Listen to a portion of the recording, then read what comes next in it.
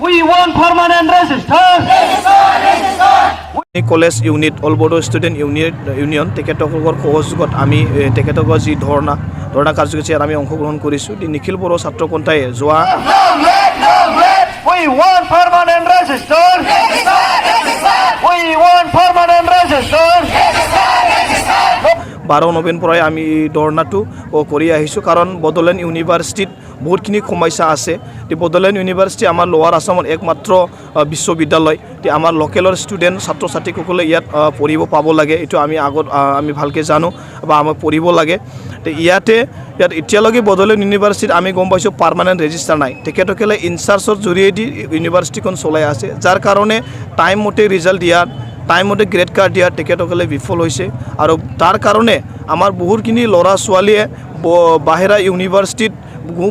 বিভিন্ন বিশ্ববিদ্যালয়ত নামভৰ্তি কৰিবলৈ কাৰণে চিট পাইছিলে কিন্তু টাইম মতে ৰিজাল্টটো নোপোৱাৰ কাৰণে লেট হোৱাৰ কাৰণে গ্ৰেড কাৰ্ড নোপোৱাৰ কাৰণে তেখেতসকলে এডমিশ্যন ল'ব নাপালে আৰু তেখেতসকলৰ যি এইম আছিলে এইটো লাইফটো তেখেতসকল অন্ধকাৰ এতিয়া হৈছে তাৰ কাৰণে আমি দাবী জনাইছোঁ যে Bodoland university immediately permanent register দিব লাগে আৰু এই ৰেজিষ্টাৰখন আমাৰ লোকেল এৰিয়া বা লোকেল চাৰ্টত হ'ব লাগে এইটো আমি দাবী জনাইছোঁ লগতে বড়োলেণ্ড ইউনিভাৰ্চিটিৰ যি ভিচি প্ৰফেচাৰ লাইছৰাম লাডু সিং তেখেতে নিজৰ ইণ্টাৰেষ্টত তেখেতে কাম কৰি আছে তেখেতে ছাত্ৰ ছাত্ৰীৰ ইণ্টাৰেষ্টত বা আমাৰ লোকেল ইণ্টাৰেষ্টত তেখেতে কাম কৰা নাই আমি দেখি পাইছোঁ কাৰণ বড়োলেণ্ড ইউনিভাৰ্চিটিত এটা কোৰ্ট যি ইউনিভাৰ্চিটি কোৰ্ট থাকে এই কোৰ্টত যিমানখিনি আগত মেম্বাৰ আছিলে তেখেতসকলে এতিয়া ৰিটায়াৰ হৈ গ'ল নতুনকৈ অসম এছেম্বলিৰ পৰা মেম্বাৰ দি পঠাইছে কিন্তু ইউনিভাৰ্চিটিত এতিয়াও এই কোৰ্ট মিটিংটো তেখেতে কৰা নাই আৰু মিটিংটো কৰাৰ পিছত তেখেতসকলক নতুন মেম্বাৰবিলাকক তেখেতে পাৱাৰটো দিয়া নাই কাৰণ এই ইউনিভাৰ্চিটিত এক্সিকিউটিভ কাউন্সিল থাকে আৰু এই কাউন্সিলত এই কোৰ্টৰ পৰা 4জনকৈ মেম্বাৰ আহে আৰু এই মেম্বাৰটো এতিয়ালৈকে ভেকেণ্ট হৈ আছে এক্সিকিউটিভ কাউন্সিলত আৰু এই ভেকেঞ্চিটো লৈ পেলাই ফিল আপ নকৰাকৈ তেখেতে মিটিংটো কৰি আছে তাৰ কাৰণে আমি কৈছোঁ এই মিটিংখন কোনো ভেলিড হোৱা নাই এইটো ইনভেলিড বুলি আমি ক'ব বিচাৰোঁ তাৰ কাৰণে আমি দাবী জনাইছোঁ যাতে এই কোৰ্ট মিটিংটো ইমিডিয়েট হ'ব লাগে আৰু এই ইউনিভাৰ্চিটিৰ যি এক্সিকিউটিভ কাউন্সিল আছে এইটো ইমিডিয়েট ফিল আপ কৰিব লাগে কাৰণ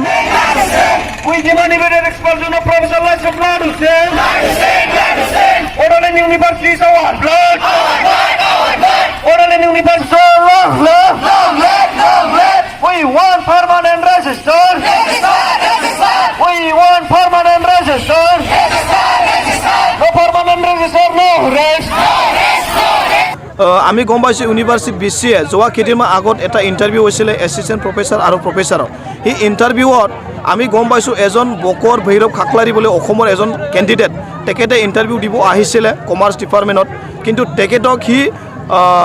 ছিকিউৰিটি প্ৰব্লেম বুলি কৈ পেলাই তেখেতক বাহিৰত বহুত থিয় কৰি ৰাখিছে কিন্তু আমি পিছত গম পালোঁ তেখেতে এই মণিপুৰী এজন ষ্টুডেণ্টক নিজৰ কেবিনত লৈ পেলাই ইণ্টাৰভিউ দি দিছে কাৰণ তাৰ কাৰণে আমি দাবী জনাইছোঁ এই ভিচিখন আমাৰ ইণ্টাৰেষ্টত কাম কৰা নাই আমাৰ অসমৰ ছাত্ৰত তেখেতে কাম কৰা নাই তাৰ কাৰণে তেখেতক ইমিডিয়েটলি আমাৰ ইউনিভাৰ্চিটিৰ পৰা ৰিমুভ কৰিব লাগে কাৰণ তেখেতে ইচ্ছামতে কাম কৰিব বিচাৰিছে আৰু তেখেতে বুজি পাইছে যে ৰেজিষ্টাৰটো যদি পাৰ্মানেণ্ট হয় আৰু লোকেলৰ পৰা যদি হয় আৰু নতুনকৈ যদি এক্সিকিউটিভ কাউন্সিলৰ MLAবোৰ যদি মেম্বাৰ হয় তেখেতে ভাবিছে নিজৰ ইচ্ছামতে কামটো কৰিব নোৱাৰিব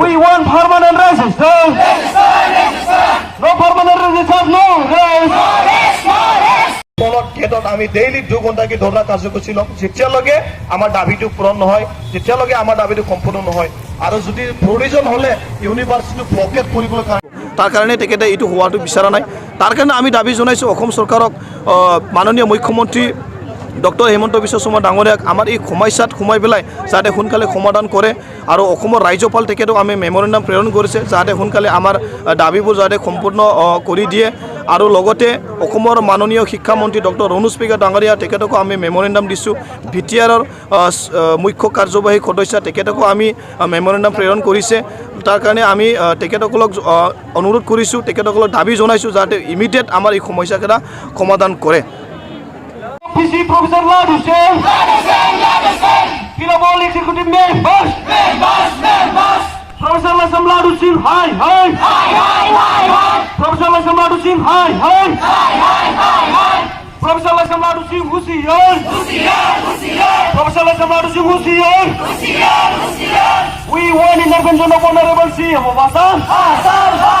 An intervention of Education Minister of Assam. Boroleend University.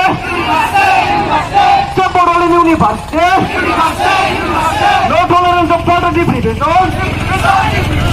No tolerance of further deprivation.